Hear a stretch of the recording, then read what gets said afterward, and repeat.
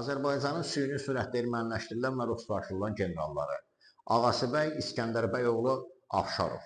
Əslən Şamaxı bəylərinin nəslindəndir.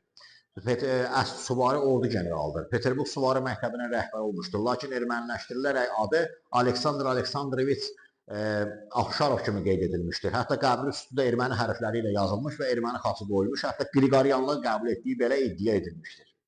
2. Fərəcullah Ağarızabəy oğlu Ağayev. Həsən bəy Zərdabinin atasının dayısıdır. 1862-ci ildə Rus ordusunun general rütbəsini almışdır.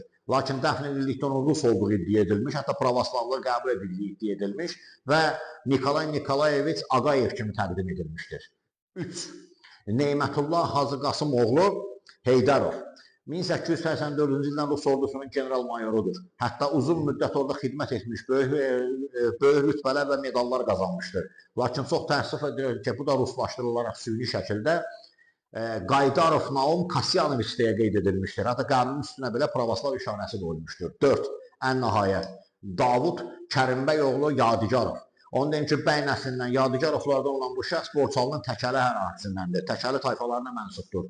Əvvəlcə Rus ordusunun polkovniki, daha sonra isə ADR ordusunun general mayoru olmuş, ermənilərə qarşı mübarizədə doğrudan da fəallıq göstərmişdir. 1947-ci ildə New Yorkda vəfat etmiş.